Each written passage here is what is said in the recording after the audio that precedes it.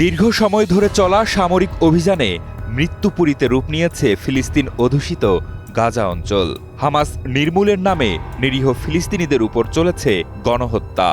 তবে দীর্ঘদিনের এই নৃশংস অভিযান থেকে ঘরে ফিরে নিজেদেরকেই শেষ করছেন ইসরায়েলি সেনারা। কেন এমন ভয়াবহ পরিণতির দিকে এগুচ্ছেন তারা? সেই প্রশ্নই এখন নতুন করে আলোচনার জন্ম দিয়েছে। তবে কি অপরাধ বোধ থেকেই নিজেদেরকে শেষ করে দিচ্ছেন নেতানিয়াহুর সেনারা? গাজায় ইসরায়েলি বাহিনীর নৃশংসতার চরম রূপ দেখেছে বিশ্ব। বারবার সেটা বন্ধ হওয়ার কথা থাকলেও এখনও ইসরায়েলি বাহিনীর থাবা থেকে বের হতে পারেনি গাজাবাসী। 2023-এর পর ইসরায়েলি অভিযানে গাজায় ৭১,০০০-এর বেশি ফিলিস্তিনি প্রাণ হারিয়েছেন, আর গাজা অঞ্চল কার্যত ধ্বংসস্তূপে পরিণত হয়েছে। সেখানে বসবাসকারী প্রায় ২০ লাখ মানুষ আশ্রয়, খাদ্য ও চিকিৎসা সেবার তীব্র সংকটে ভুগছেন, যা ইতিহাসের অন্যতম নৃশংসতায় রূপ নিয়েছে। আর যারা গাজায় এই অভিযান চালিয়েছেন সেই সেনাদের একটি বড় অংশ এখন মানসিকভাবে বিপর্যস্ত হয়ে পড়েছেন। অনেকেই ভুগছেন পোস্ট ট্রমাটিক স্ট্রেস ডিসঅর্ডারে। যুদ্ধের ভয়াবহ দৃশ্য, বেসামরিক মানুষের মৃত্যু এবং অপরাধবোধ সব মিলিয়ে তারা স্বাভাবিক জীবনে ফিরতে পারছেন না।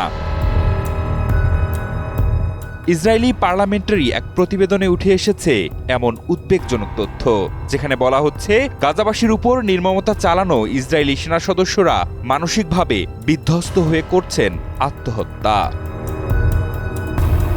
আত্মহত্যার চেষ্টা করা ইসরায়েলি সেনাবাহিনীর সংখ্যা ১.৫ বছরে ৩০০ ছুঁই। পরিসংখ্যান বলছে ২০২৪ সালের জানুয়ারি থেকে ২০২৫ সালের জুলাই পর্যন্ত অন্তত ২৭৯ সেনা আত্মহত্যার চেষ্টা করেছেন। তাদের মধ্যে ৭৮% কমব্যাট ইউনিটের সদস্য, যারা সরাসরি গাজা ও লেবাননের যুদ্ধক্ষেত্রে দায়িত্ব পালন করেছেন। ইসরায়েলের প্রতিরক্ষা মন্ত্রণালয়ের প্রতিবেদন অনুযায়ী গাজা সংঘাতের কারণে ইসরায়েলি সেনাদের মানসিক স্বাস্থ্যের উপর প্রভাব পড়েছে। ২০২৩ সালের সেপ্টেম্বর থেকে পিএসটিডি বা মানসিক রোগের পরিমাণ ৪০% বেড়েছে। ধারণা করা হচ্ছে ২০২৮ সাল নাগাদ তা বেড়ে ১৮০% হবে। আর গাজায় আগ্রাসনে আহত ২২,৩০০ সেনার ৬০% পিএসটিডিতে ভুগছেন।